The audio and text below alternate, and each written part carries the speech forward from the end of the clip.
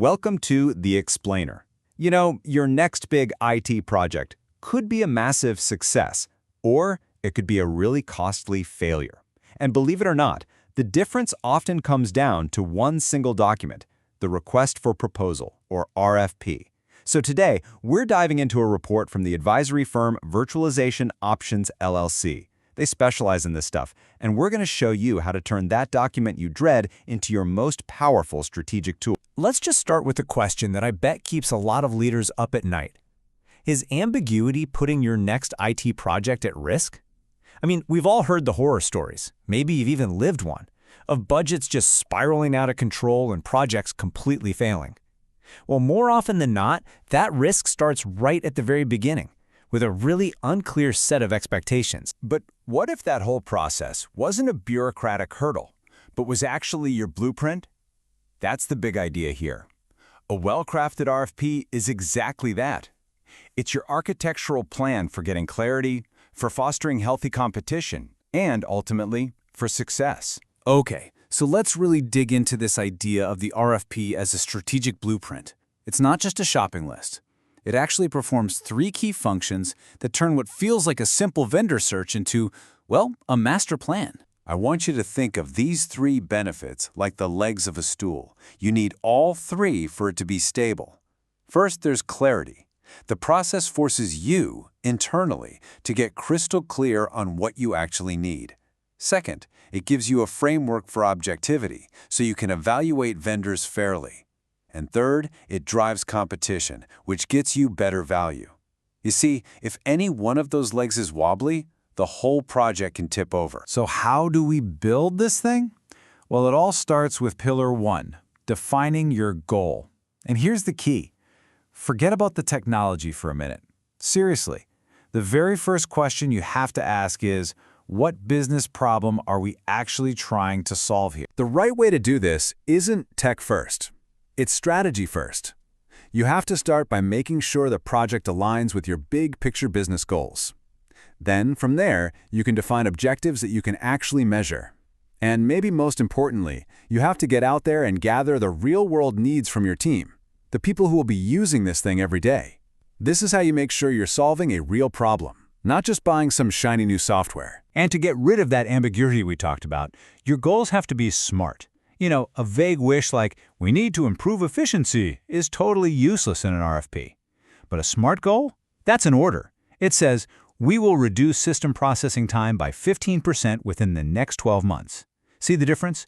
One's a wish, the other is a clear benchmark for success. Okay, once you have that crystal clear goal, you are ready for Pillar 2, finding the right partner.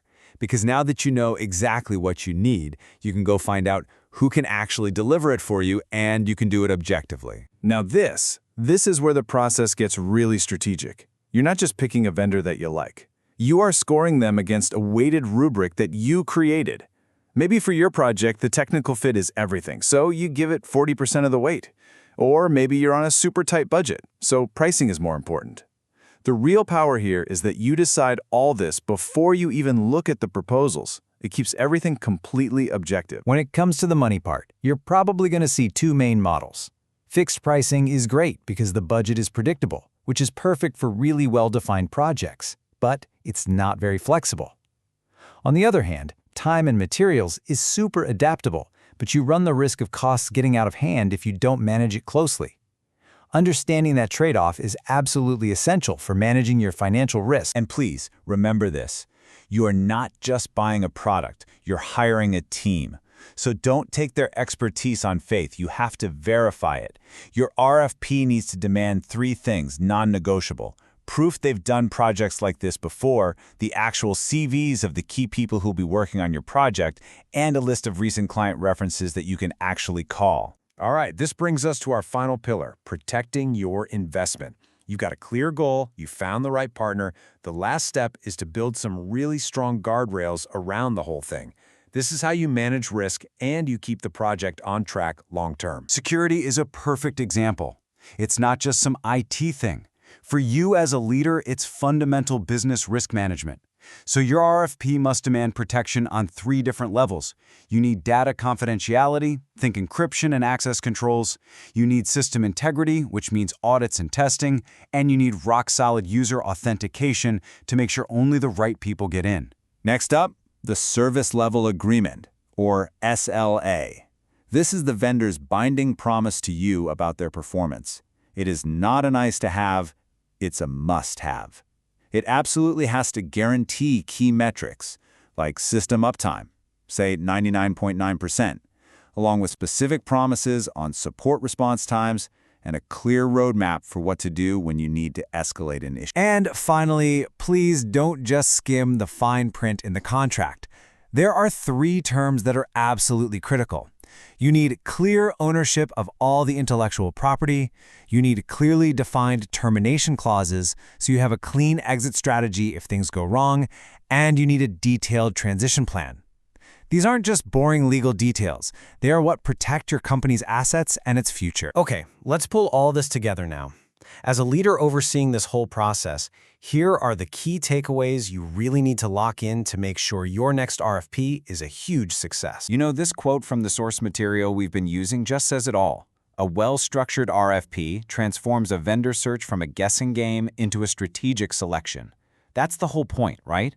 It's about moving from just hoping for the best to having an actual strategy. So here it is, your action plan. It really comes down to just these 3 things. Number 1, define the business goal first, before you even think about the technology. 2, create an objective scoring system to find the best partner, not just the cheapest price. And 3, build those contractual guardrails to protect your investment. That's it. That's the formula you can use to lead this process with confidence. And that brings us to our final thought. After everything we've talked about, is your next RFP just going to be another document you have to slog through? Or are you going to treat it as what it really is, your blueprint for success? The choice, and of course the outcome, is yours.